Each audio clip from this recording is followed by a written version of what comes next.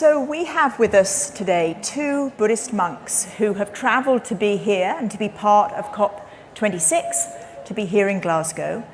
They're both followers of the Zen master Thich Nhat Hanh, and I'm delighted to welcome them to the stage for a conversation now. Brother Phap Dung and Brother Spirit, please come up and join me.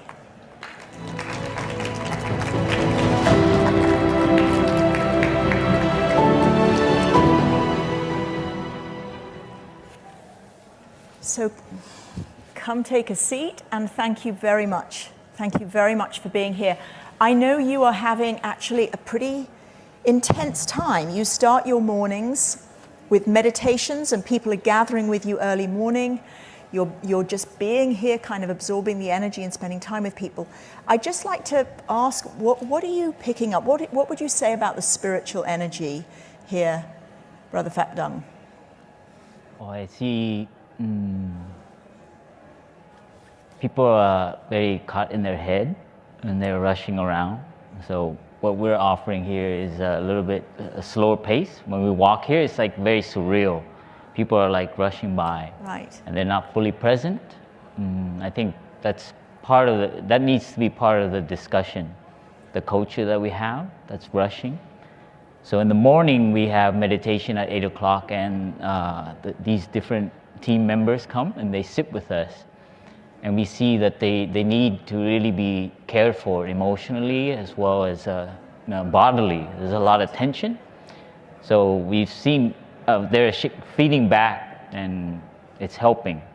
So I think that human element, taking care of the people doing negotiation, the behind the scene, is a very crucial element, because only through that will you have a real openness and real dialogue. So I think that's the part that we're adding to the picture, taking care of the activist, the politician, the negotiator. Right. So this is we see that's missing here. I think people, when they're full, they're stressed, it's very hard to right. listen and to be open. And for the people joining us by video, this is a very big space. There are thousands of people here, all kind of working with real purpose. Now, you two stand out. It's not easy to miss you, right? By your beautiful robes. And I wonder, are people stopping you in the corridor, Brother Spirit? What's that experience like? Yes, so very frequently people stop us, and the first question usually is, "What are you doing? What are you doing here?" So we like to ask another question, which is, well, why don't we start with, who are we? Right. And that sort of stops them in their tracks. And then, and where are we? And where are we going? And sometimes they ask us, somebody asked us, "What's your business?" And we said, well, our business is businesslessness. Right, right. No business. The business of no business. And that really stops people. So then we have a chance right. to have a conversation. So I want to echo as well some of the things my brother Phap Dung was saying about caring for the change makers, because we see that as really an essential part of what we can offer. And very often what happens is somebody sits down with us and they're curious, they want to find out what we're here about. And within about 10 seconds, they're crying. Right. This has happened so many times that it starts to be a little bit spooky, you know, like, what, are we just making everybody cry? What's happening? Right, right. But it's because everybody is at their limit of what they can tolerate. They're under so much strain just to get into the space. There's so much stress to get to your session on time, and you don't have the logistical support and so on and so forth, but especially at the emotional level. Right. As we just heard from Milati, we know that for anybody working in this space, there's pain. We're faced with pain, with frustration, with despair. And so we see it as absolutely essential to talk about that, and to talk about actually how we can handle that. So it's not about covering it up or denying it or making it go away, but it's how to metabolize that pain, that suffering, that sorrow. And the good news for us is that actually we have the technology, the spiritual technology. Right. And we've had it for a very long time. And to me, it's extraordinary that somehow, as a species, we've kind of lost touch with it. Right. So I think actually every culture, every tradition has these kinds of methods.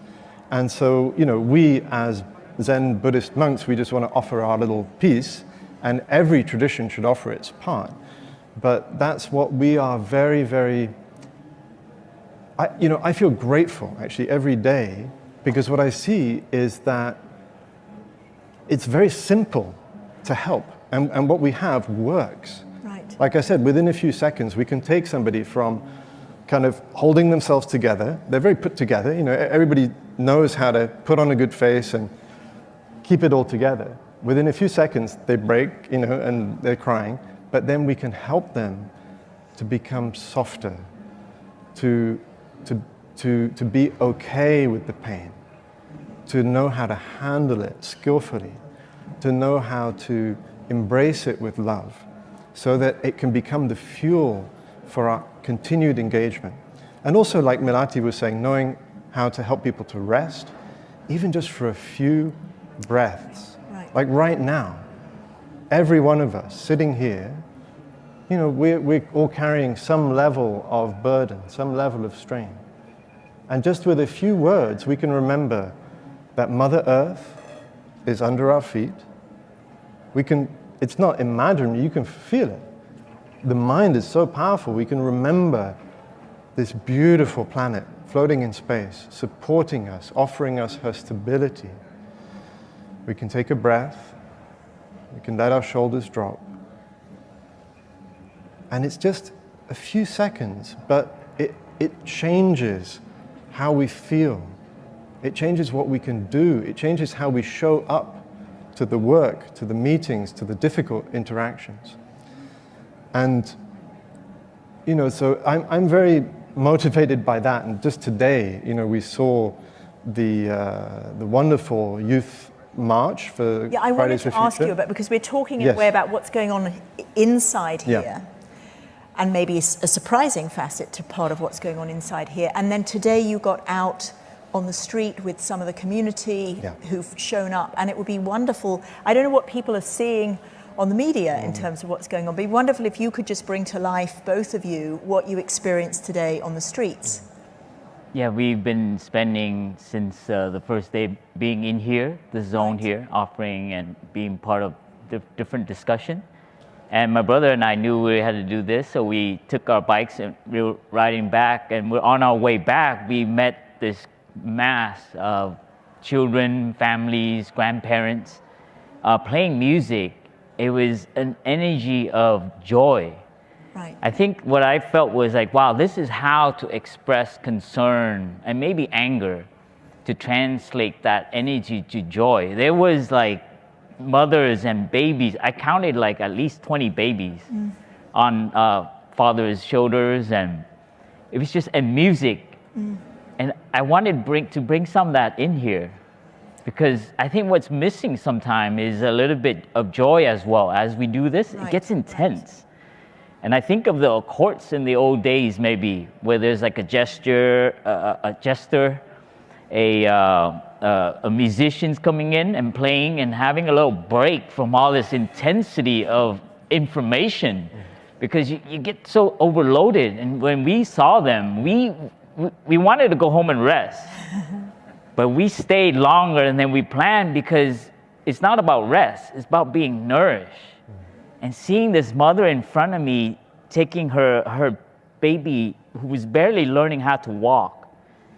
And I saw the baby and there was no fear. Usually that intensity, and there was drumming and everything, and every baby that I saw, there was no crying or, with a lot of people. Right. But I recognized that every child there was not fearful. They felt safe. That's pretty amazing for that energy. So you see, even the baby was being nourished. And I think that's the spirit, the human spirit that we're lacking. Right. As we look to solve real problems, we also need to bring in joy, the wonders, and translate anger and all that stuff into this other energy that moves and inspires. So we have to be careful as activists and scientists and politicians, and to be careful as because it's toxic too, Right. when we actually are overloading people. And this is what we're experiencing with a lot of youth that come to our monastery. A lot of activists from the XR movement came to our monastery ready to quit, and they revived themselves and found new inspiration. So this is, for me, what we felt this afternoon, and it gave us energy to be here. And we wanted to share that, to let that have a voice and have a place, because it's scary. That energy is scary for the desks and the suits. Right. But this is very needed, I think, as we evolve and try to solve this together. I wonder if we can talk a little bit about the journey that we're all on as human beings, this journey, if you like, of growth and of transformation, and of how we raise consciousness. I know or I believe that you would say, certainly I would say, that without a raising of our individual and collective consciousness, we can't actually tackle problems of the scale of climate change. And I wonder what you'd say to people in terms of how we engage in that journey, that lifelong journey. What would be your guidance, Brother Spirit? Thank you. Thank you for that question, which is very central for us. What I think we're seeing here as well is that it's natural to approach the problem as a problem of measurement and information and solutions, and sometimes techno-solutionism. Of course, we need all of those things. It's not to dismiss any of that. We really know that we have to rely on the science. That's the base. But for us, it's important to combine all of that information, that sort of head world, with heart, with love, and with a different relationship to who we are, who we believe we are, and what we think our life is and what this world is. Is it mere stuff? Right. Is it matter just to be extracted and used? For us, it's kind of like, even if we solved the climate crisis, even if we keep heating to 1.5 degrees, even if we stop emitting greenhouse gases, for us that's not enough, actually. I don't want to add another problem to everybody's plate, Right. but actually I think this is part of the solution, which is looking at our relationship with Mother Earth, our relationship to ourselves, and bringing in a spiritual dimension, a dimension of reverence, of love, of looking at how we look at each other.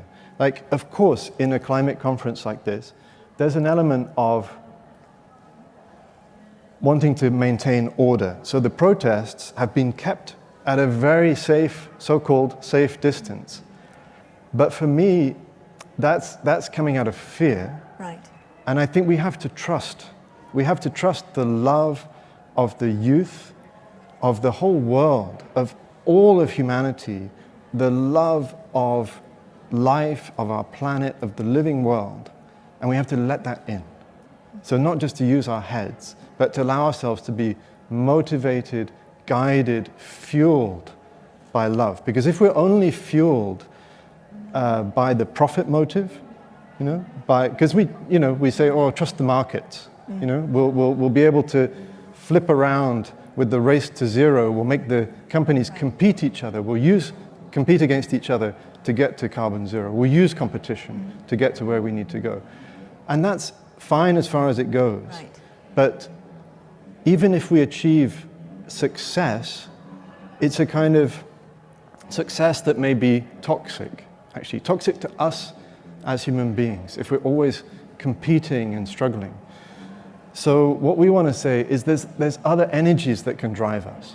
Compassion, love, generosity, inclusiveness, spirit.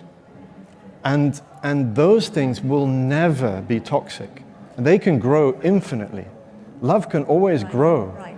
You can become a victim of your success, but you can't become a victim of love. So let me ask you finally, you're both also engaged in the pain of all of this, and presumably also have times when you maybe feel overwhelmed or a sense of despair. So perhaps you could each just give us one practice, something that's important to you in terms of how you tap into your own sense of hope and love. Yeah, our practice is to come back and to follow our breath. So the technology of retraining ourselves is through the breath. And when we're aware of our breath, we breathe in. We recognize we're alive. Breathe out. We relax our body.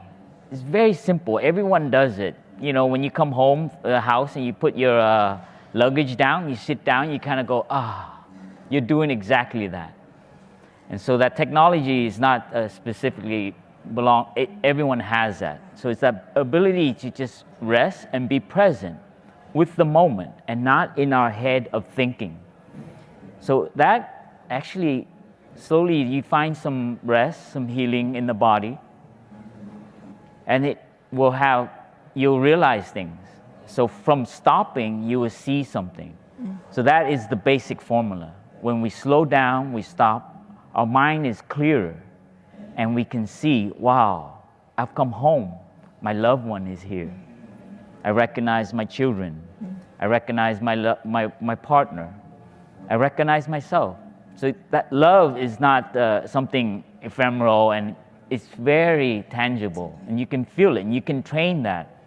And when someone is content in that way with their life, they're content with their loved ones, their relationship, it has a print effect on emission and consumption and the culture.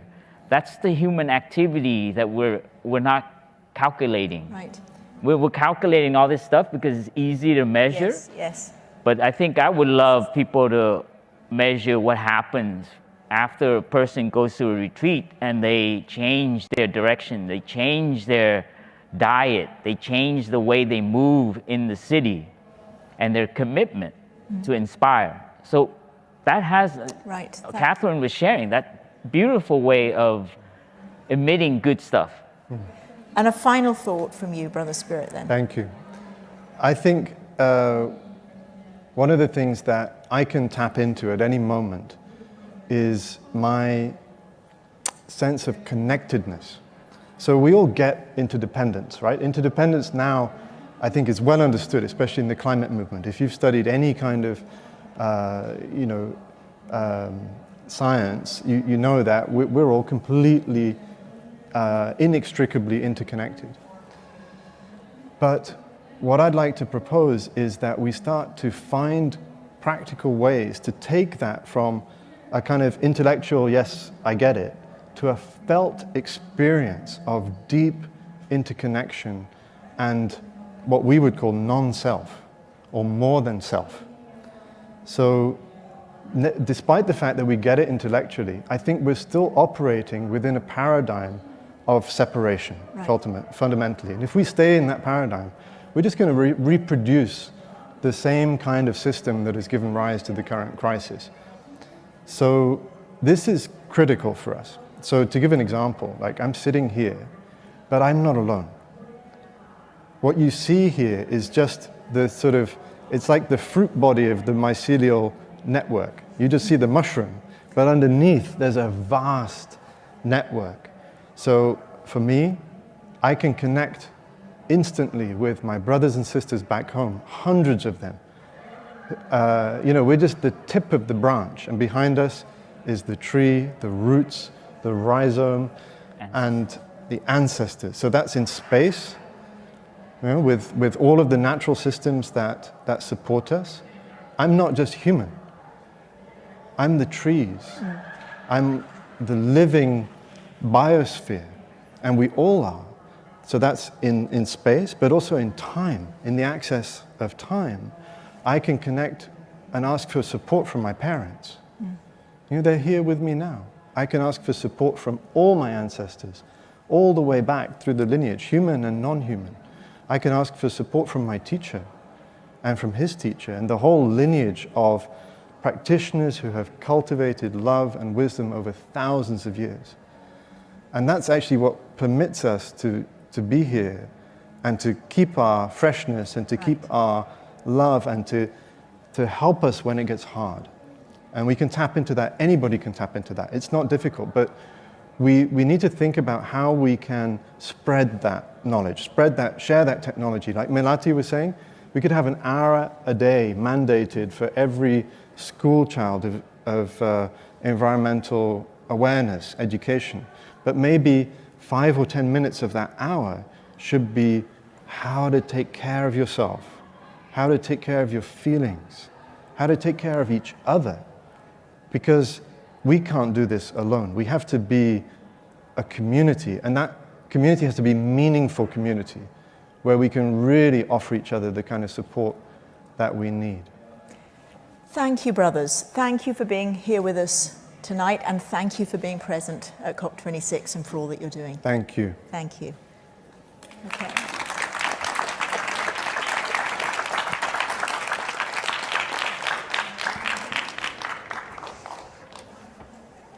Thank you.